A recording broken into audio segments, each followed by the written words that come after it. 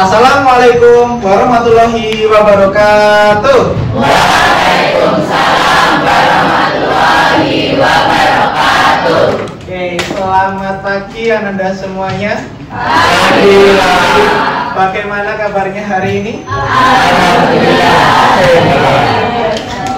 Luar biasa ya. Oke, sebelum memulai kegiatan pembelajaran pada pagi hari ini, alangkah baiknya kita doa terlebih dahulu. Mohon untuk perwakilan kelas untuk memulai doa. Baik teman-teman, sebelum kita mulai pembelajaran Bahasa Indonesia pada hari ini, kita berdoa terlebih dahulu. Berdoa menurut agama dan keyakinan masing-masing. Mulai.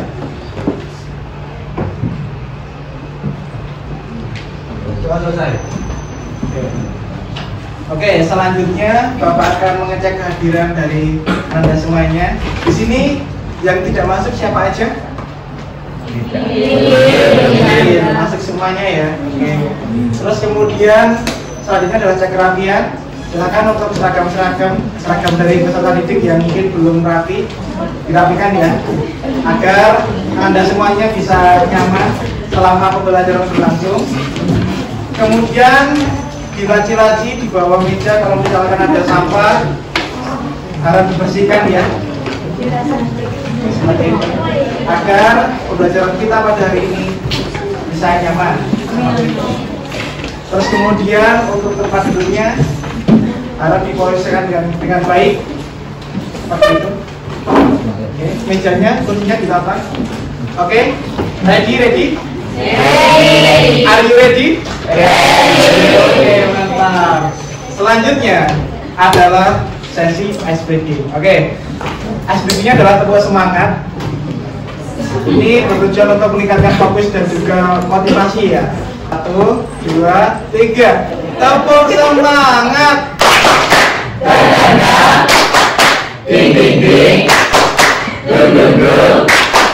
Dan ding ding ding. Dung dung dung.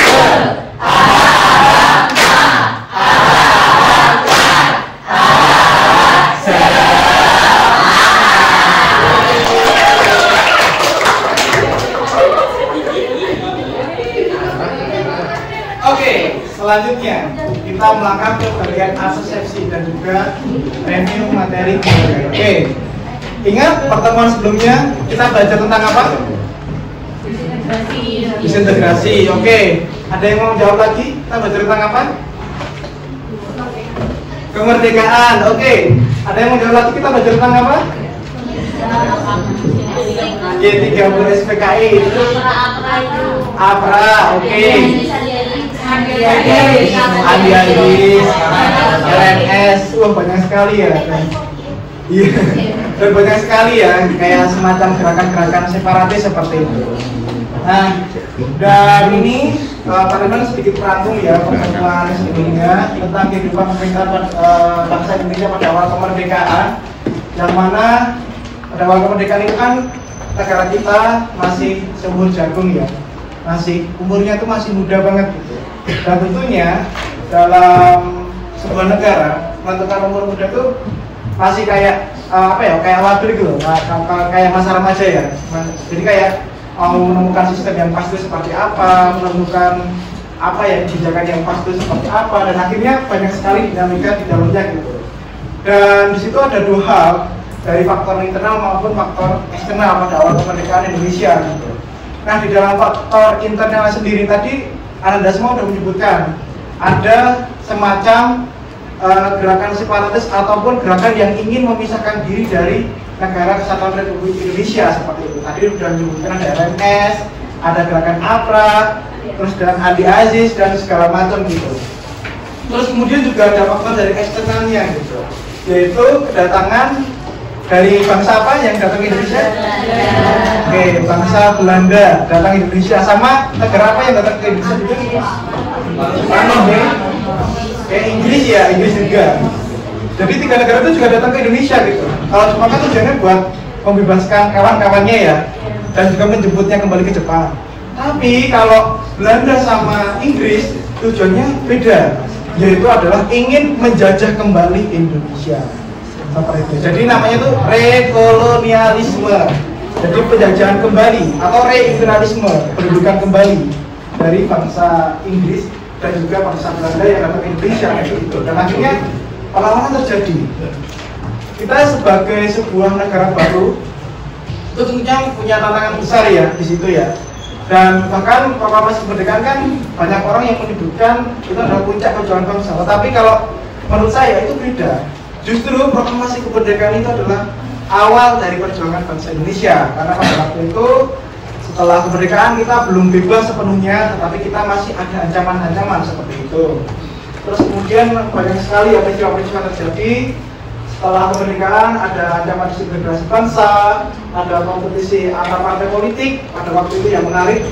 Nanti sebelum melangkah ke materi selanjutnya, dari segi ideologi terus kemudian ada perubahan sistem dari presidensial ke parlementer.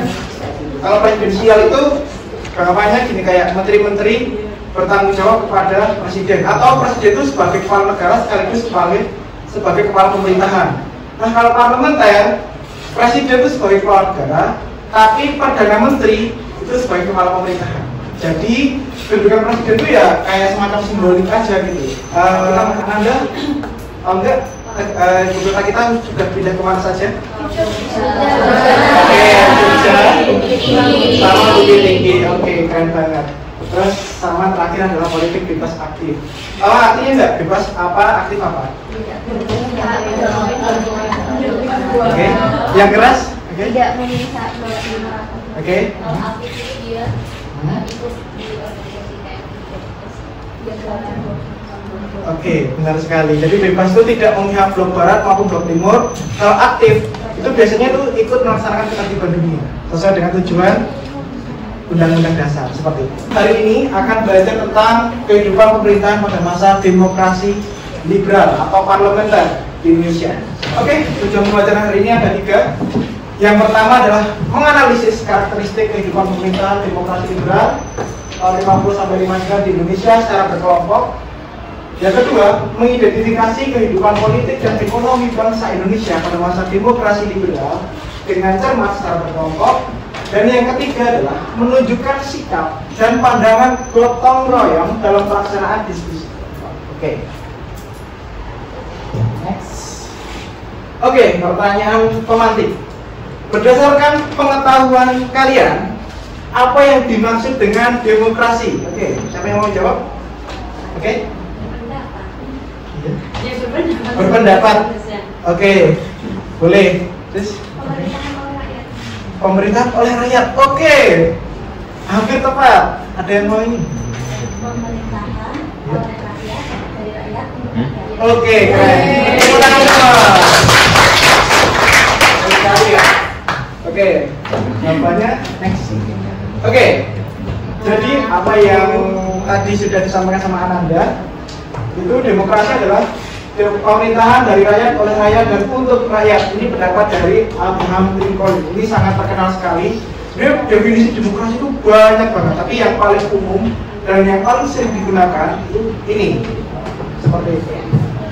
Kemudian next, ada pertanyaan pemantik yang kedua. Apa yang menyebabkan Indonesia mengadopsi sistem demokrasi liberal pada awal masa kemerdekaan? Saya mau jawab. Oke, Panu, untuk kemudian membatasi kuasa presiden. Untuk membatasi kuasa presiden. Oke, terima kasih. Terus ada yang berpendapat lagi? Oke, ada lagi? Oke, tidak ya. Jadi ada 2 jawaban besar yang saya simpulkan. Kenapa kok kita pakai sistem pemerintahan parlementasi atau demokrasi liberal? Nah, ini ada 2 jawaban yang saya simpulkan. Yang pertama adalah sistem demokrasi liberal dianggap dapat menciptakan keseimbangan kekuatan politik di tengah dinamika politik yang masih belum stabil. Karena apa? Tren pada waktu itu sistem pemerintahnya adalah parlementer memang. Karena kan kita mungkin adalah negara yang bekas jajahan dari Eropa ya, dan Eropa kan juga banyak menganut sistem parlementer. Jadi ya yang kita tiru pada waktu itu ya ini Eropa gitu. Yang jadi role modelnya sistem pemerintahan itu waktu itu adalah Eropa. Karena kan kita belum bisa merumuskan sistem pemerintahan tersendiri gitu. Terus yang kedua adalah banyak elit politik Indonesia yang memiliki latar belakang pendidikan di Belanda atau terpengaruh dari pemikiran Barat. Seperti itu. Selanjutnya, oke, silahkan simak video berikut ya. Assalamualaikum warahmatullahi wabarakatuh. Politika di Indonesia, yaitu munculnya demokrasi liberal dengan sistem parlementer yang berlangsung dari tahun 1950 hingga 1959. Demokrasi liberal ditandai dengan adanya sistem multipartai atau banyak partai politik saat itu.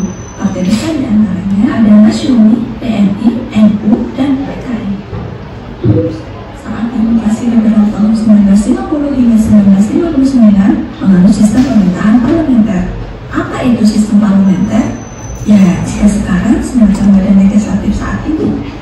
Ciri-ciri dari demokrasi parlementer diantaranya presiden tidak memiliki wewenang dalam menjalankan roda pemerintahan. Yang kedua, kabinet dipimpin oleh Perdana Menteri yang harus bertanggung jawab kepada parlemen. Tambahan informasi bahwa sistem parlementer semacam ini tidak memiliki ketentuan masa kerja yang pasti, karena Perdana Menteri atau kabinet dapat dirasakan kapan saja oleh anggota parlemen dengan mosi tidak percaya terhadap kinerja dan kebijakan yang dibuatnya. Kalau kita lihat di sini, peran parlemen itu sangat besar dalam berpolitikan di Indonesia. Dalam kurun waktu 1950 sampai dengan 1959, tercatat ada 7 kabinet yang bersifat parlementer. Banyaknya kabinet dalam waktu 9 tahun menunjukkan tingkat konflik politik sangat tinggi. Hal ini berakibat pada jatuh bangunnya kabinet yang menimbulkan ketidakstabilan politik. Oke, dari video ini apakah ada yang ingin ditanyakan? Apakah ada yang mungkin belum paham? Kayak ini ya, demokrasi liberal. Oke, ya guys. Kalau Iran nanti ada dapat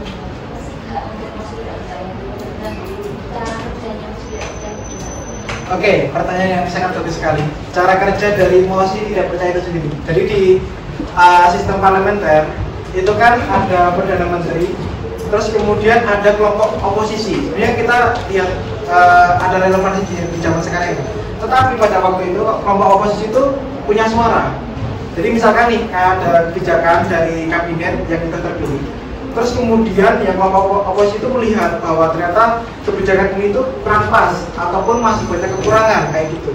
Terus kemudian kelompok oposisi ini memberikan suara mosi tidak percaya atau pendapat tidak percaya kepada suatu kebijakan kayak gitu. Dan akhirnya resiko terbesarnya adalah ketika mosi tidak percaya itu disampaikan dan disetujui oleh banyak pihak, maka kabinet yang menjabat pada waktu itu harus mundur. Itu resiko terbesarnya. Seperti itu ya, mekanisme mosi tidak percaya seperti itu. Oke, sudah paham?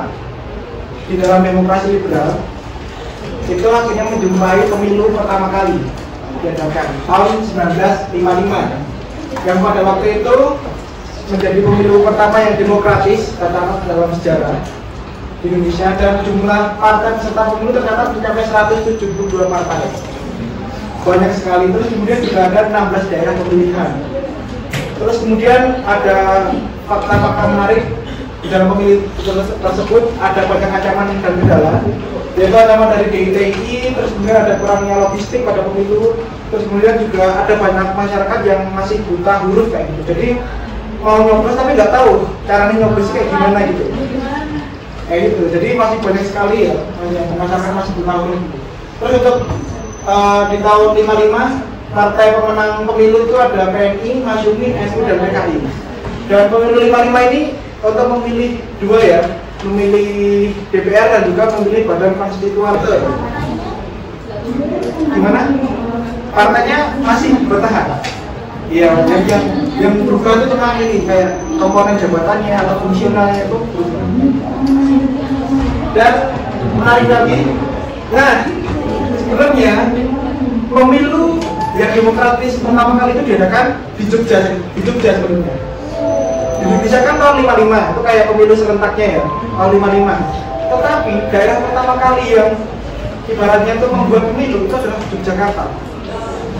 Karena pemilu di Jogja ini ada satu hal yang menarik, karena Jogja sebagai wilayah kerajaan justru menjadi wilayah yang paling awal melaksanakan pemilihan umum. Dasar usul dari Sri Sultan Hamengkubuwono yang ke-9 yang memelopori terlaksananya pemilihan umum sebagai usaha membentuk pemerintahan yang demokratis. Dan akhirnya usaha tersebut berhasil membangun citra sebagai Raja Yogyakarta sebagai raja yang demokratis. Ini adalah foto-fotonya kantor panitia pemungutan suara Kabupaten Wonosari. Ini tahun 51 ya, pemilu tahun 51. Terus ini juga antusiasme warga dulu seperti ini. Oke, apakah ada yang ditanyakan sampai sejauh ini? Oke, silakan. Keras ya? Iya, itu kan pemilu pertama di Jogja. Itu mereka memilih apa ya, Pak? Oke, untuk sebenarnya untuk di Jogja itu milih DPR juga, milih DPR. Sistemnya pada waktu itu udah voting ya, jadi bukan musyawarah lagi, udah voting ya. Lalu selanjutnya adalah kita akan mengadakan kegiatan diskusi. Oke, silakan Anda semuanya berkelompok sesuai kelompok yang sudah ditentukan dari kelompok 1 sampai kelompok 6 gitu ya. Untuk perwakilan kelompok silakan maju ke depan untuk mengambil LKPD yang akan saya bagikan. Silakan perwakilan.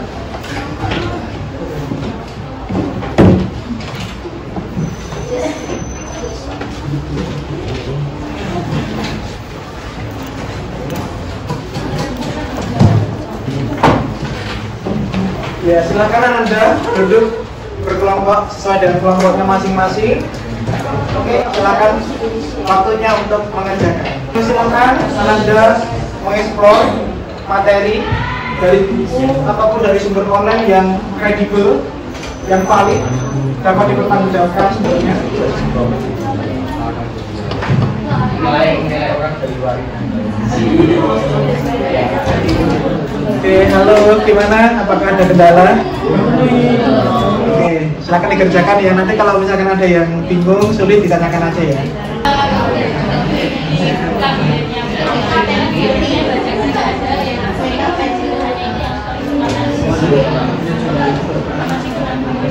Oh, peristiwa Tanjung Mentawai. Iya, Ya. Itu sebenarnya konflik karena tanah yang awalnya itu milik swasta tapi dinasionalisasikan gitu. Tapi kan akhirnya kayak timbul konflik pada waktu itu.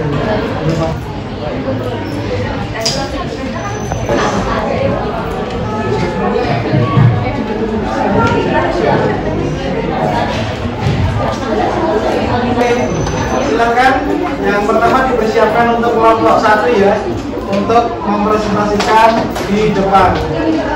Yuk kasih semuanya.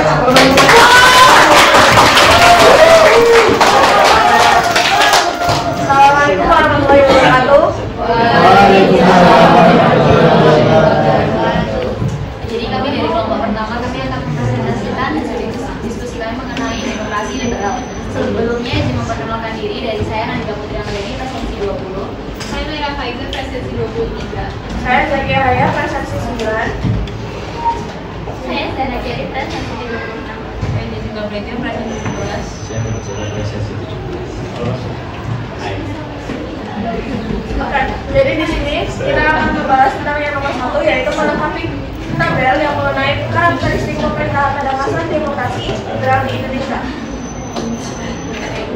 Jadi di sini kami mencantumkan 3 ciri-cirinya. Yang pertama itu multi partai. Jadi di kelebihan multi partai pada demokrasi liberal itu contohnya adalah persaingan politik yang sehat. Selanjutnya kelemahannya itu pasti ada polarisasi politik. Lalu yang kedua itu ada proses pengambilan keputusan yang bisa lebih lambat. Lalu selanjutnya Ciri-ciri yang kedua itu ada dominasi parlemen dalam pengambilan keputusan. Kelebihan dari ciri-ciri yang satu ini sendiri itu pemerintahan yang lebih demokratis, tapi kekurangannya itu pengambilan keputusan tergantung produk politik. Lalu untuk ciri-ciri yang terakhir, Ciri yang terakhir, yang pertama ada yang tidak adanya pemilihan umum 195.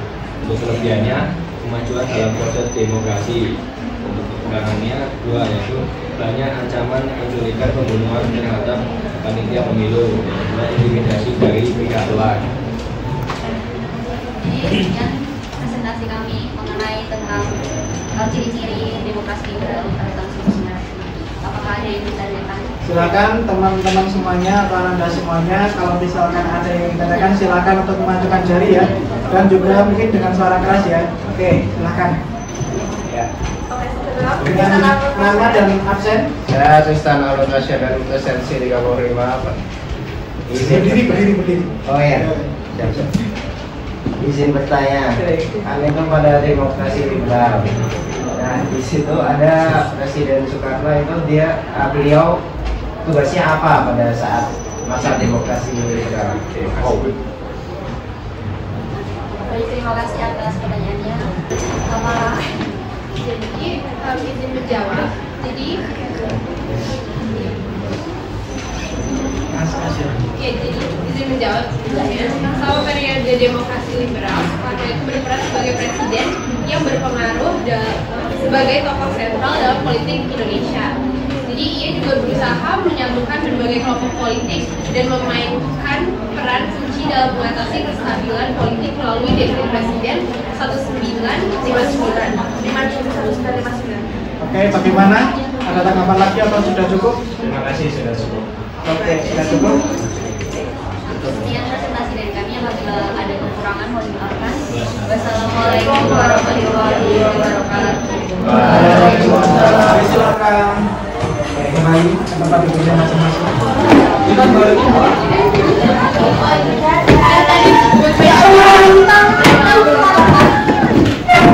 silakan disapa kembali minimal dan kursinya. Jangan mungkin kasih space yang lebar. Hati-hati bersenggolan sama teman-temannya. Oke, sudah semuanya ya. Sudah semuanya ya. Oke, kita melangkah ke kegiatan berikutnya adalah kesimpulan.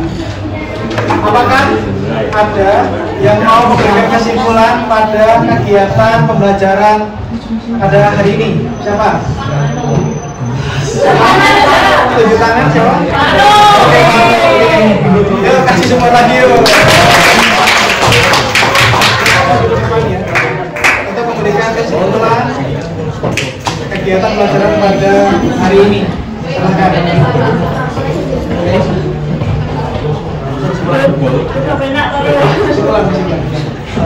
Kesimpulan yang saya dapat dari pembelajaran hari ini,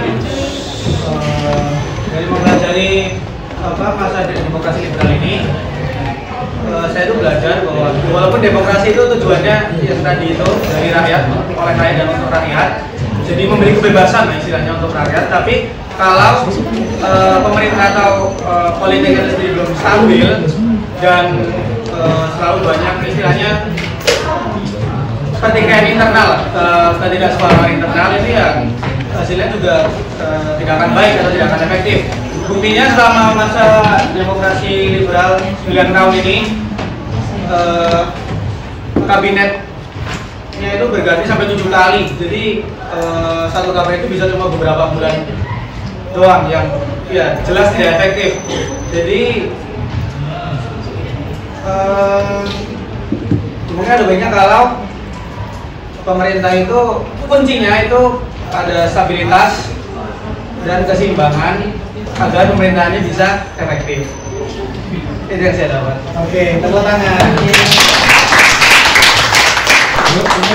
Bisa kembali ke tempat. Terima kasih. Keren sekali ya kesimpulan materi dan pembelajaran pada hari ini. Kita belajar banyak hal, tapi inti poinnya adalah ketika kita melihat tentang masa demokrasi liberal, kita melihat adanya ketidakstabilan politik di situ.